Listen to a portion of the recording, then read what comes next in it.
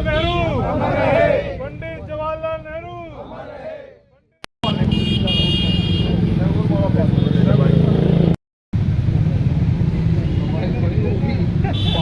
पंडित जवाहरलाल नेहरू अमर रहे, पंडित जवाहरलाल नेहरू अमर रहे।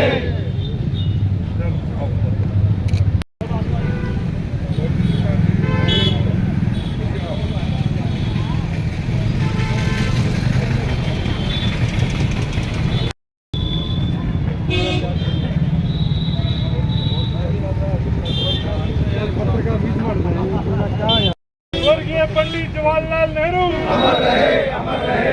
जवाहरलाल नेहरू अमर रहे, अमर रहे। कांग्रेस पार्टी जिंदाबाद। एक मिनट, रेडी? माइक कहाँ है तेरा यार? ये देख सर, क्या कहेंगे?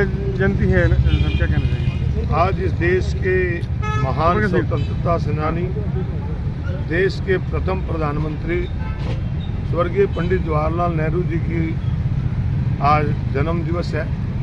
इस अवसर पर हम उन्हें शत शत नमन करते हैं कि जिन्होंने एक संपन्न परिवार में पैदा होकर इस देश की आज़ादी के लिए बहुत लंबा समय अंग्रेज़ों की जेलों में काटा, और जब देश आज़ाद हुआ तो इस देश के प्रथम प्रधानमंत्री बने। उस समय आम चर्चा चलती थी और अंग्रेज भी कहते थे कि देश तो आज़ाद हो गया, परंतु ये देश चलेगा कैसे?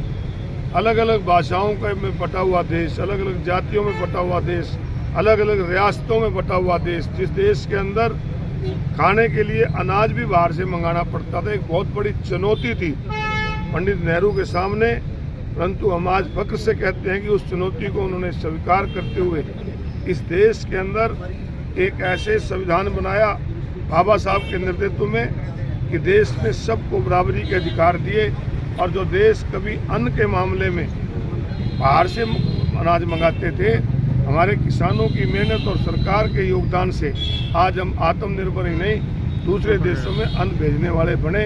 पंडित नेहरू की एक सोच थी कि देश बहुत बड़ी आबादी का देश है, इस देश के अंदर एक बहुत बड़ा पब्लिक सेक्टर खड़ा किया जाए ताकि यहाँ के बच्चों को रोजगार मिल सके, और उन्होंने एक बहुत बड़ा पब्लिक सेक्टर भी खड़ा किया। उस समय भी दूसरे देश जो संपन्न देश थे वो कहते थे कि हम आपके देश में इन्वेस्ट करना चाहते हैं। पंडित नेहरू ने कहा था नहीं, मैं पब्लिक सेक्टर खड़ा करूँगा ताकि बच्चों को रोजगार मिले।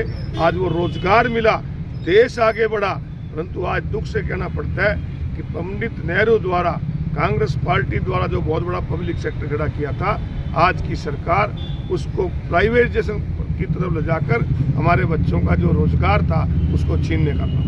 जवाहरलाल जी की तस्वीर आप देख रहे हैं जी, बड़ा सारा इनके सामने अतिक्रम जो हो रखा है, चाबियां वगैरह, क्योंकि ये पहले मूर्ति जो अलग ही चौक के अंदर दिखाई दी जाती थी, लेकिन अभी दिखती भी नहीं मूर्ति। ये सरकार यहाँ पर पंडित नेहरू जी का पार्क हुआ करता था, परंतु जैसे जैसे शहर बढ़ा, लोगों ने इस पे दुकानें बना ली और कर ली, तो निश्चित रूप से ऐसे महान व्यक्ति का जो स्टैचू है बहुत अच्छी जगह पर लगना चाहिए। और कांग्रेस पार्टी की अगले साल निश्चित रूप से सरकार बनेगी जनता के सहयोग से। तो जो भी महापुरुष हैं, चाहे वो पंडित देश की आज़ादी के लिए पंडित नेहरू जी हैं, शास्त्री जी हैं, गांधी जी हैं, या शहीद आजम भगत सिंह हैं, इन सबको जो उचित सम्मान है वो मिलेगा।